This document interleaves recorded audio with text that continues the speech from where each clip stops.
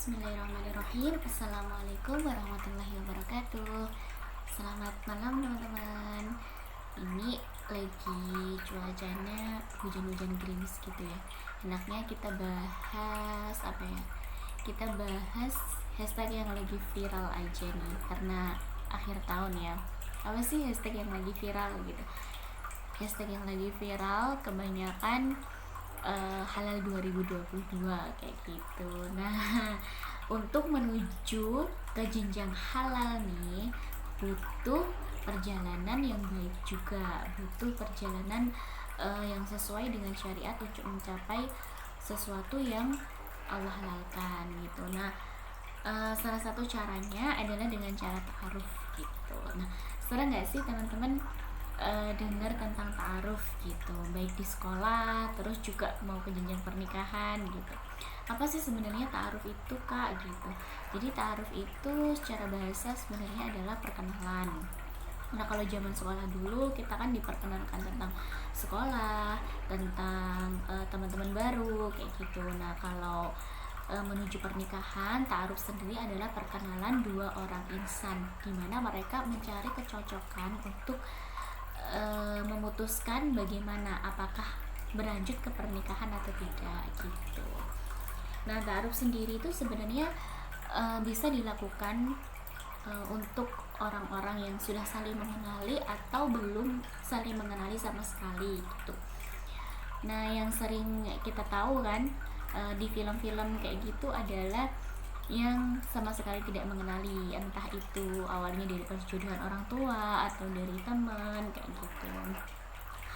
Nah, kalau udah kenal kenapa perlu ta'aruf kak, kenapa perlu perkenalan kayak gitu. Nah, ini dia bedanya. Jadi karena ada perkenalan yang lebih dalam lagi kalau sebelum menikah itu gitu.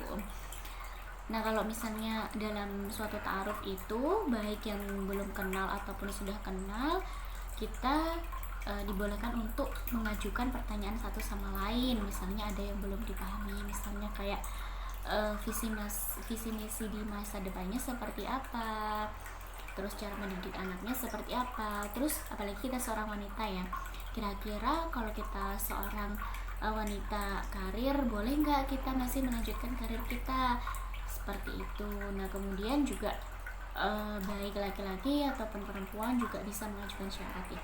Nah, ini teman-teman mungkin juga pernah lihat juga salah satu film Indonesia juga pernah menceritakan tentang ta'aruf itu ketika cinta bertasbih itu kan Kak Anas sama Kak Furqan itu juga pertama kali ketemu, dan waktu itu mereka juga saling tanya menanya, kemudian Kak Ana juga mengajukan syarat sebelum melanjutkan ke jenjang pernikahan gitu. Nah, apabila keduanya sudah saling sepakat menerima dengan syarat-syarat tersebut, bisa dilanjutkan. Kalaupun memang tidak, ya boleh untuk tidak dilanjutkan kayak gitu. Nah, sebenarnya ini sebagai seorang perempuan ya, aku pengen berbagi tips aja sih, pengalaman aku maupun dari pengalaman teman-teman aku yang pernah menjalani ta'aruf gitu. Tips-tips aja bagaimana kita bisa menjalani ta'aruf itu dan bagaimana supaya kita bisa lebih mantap untuk mengambil keputusan apakah harus berlanjut ataukah harus berhenti gitu. Nah, untuk tips yang pertama itu adalah kita perlu cari informasi gitu.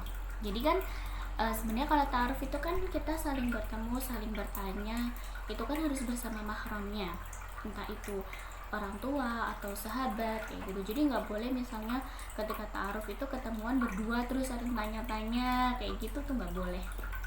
Nah, kadangkala posisi seperti itu membuat kita tuh nggak lega gitu loh, kadang malu buat bertanya, padahal itu nggak apa-apa. Tapi kan kadangkala yang namanya perempuan aja ya, kadang ditanya aja cuma diem kayak gitu kan. Nah, apalagi ini di depan orang tua, di depan sahabat, di depan banyak orang kayak gitu kan. Nah, salah satu tipsnya yang pertama yang cari informasi itu bisa di luar dari forum waktu perkenalan gitu. Jadi misalnya kayak stalker nih, stalking tuh boleh, tapi sewajarnya aja. Memang kita lagi cari informasi tentang Jadi stalking yang dibolehkan itu adalah stalking yang sewajarnya ya, karena memang kita sedang mencari informasi tentang calon suami, tentang calon imam kita nanti kayak gitu. Tapi jangan terlalu sering, karena kalau terlalu sering nanti jatuhnya malah baper gitu kan. Nah kemudian kita juga bisa cari informasi lewat orang-orang yang kita percaya, kayak misalnya kedua orang tua kita, karena kan kedua orang tua kita sebagai sebelum menerima calon menantu tentunya mereka juga pengen carikan yang terbaik buat anaknya. Nah selain itu juga kita bisa mencari informasi dari teman-temannya, sahabat-sahabatnya kayak gitu.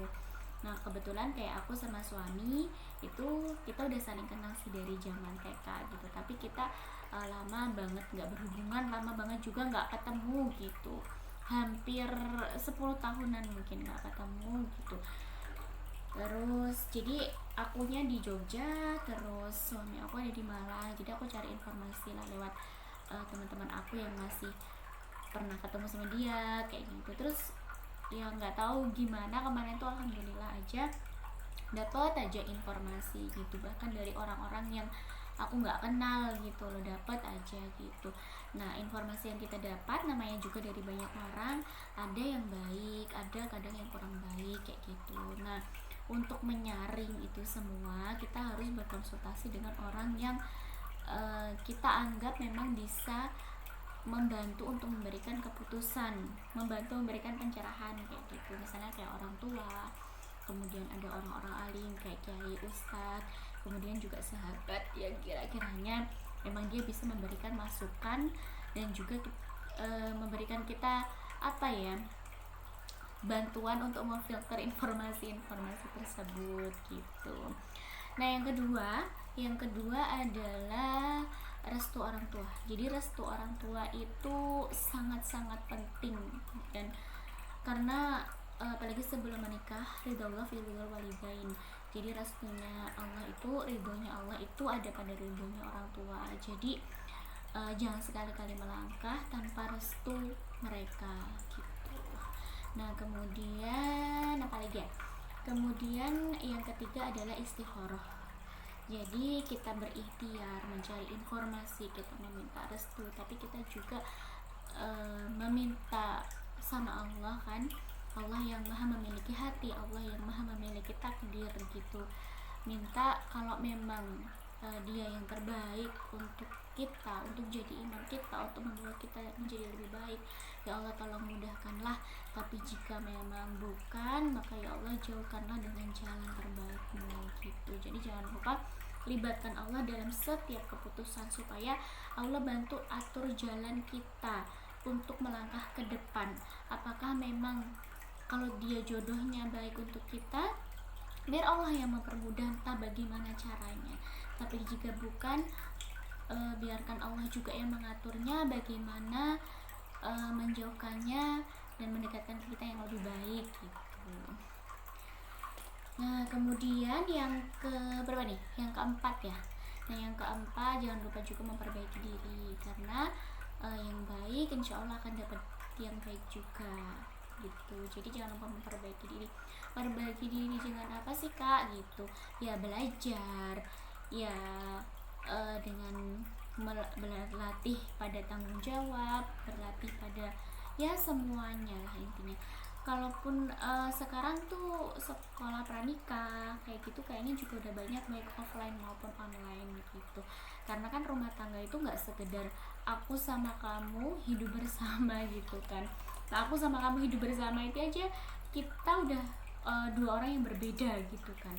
Apalagi ini adalah pernikahan, itu juga dua keluarga, ada dua orang tua yang berbeda, ada kakak adik, ada lain, semuanya adalah keluarga yang berbeda yang dijadikan satu kayak gitu. Jadi butuh banget ilmunya gitu. Nah dan jangan lupa juga niatnya ditata kembali. Bismillah ya Allah, aku ingin menikah karena aku ingin beribadah kepadamu gitu. Jadi semoga dengan niat yang baik, dengan kita tunjukkan, kita belajar, kita tunjukkan sama Allah bahwa kita benar-benar emang pengen nikah, siap gitu kan. Kalau kita belajar kan kayak gitu.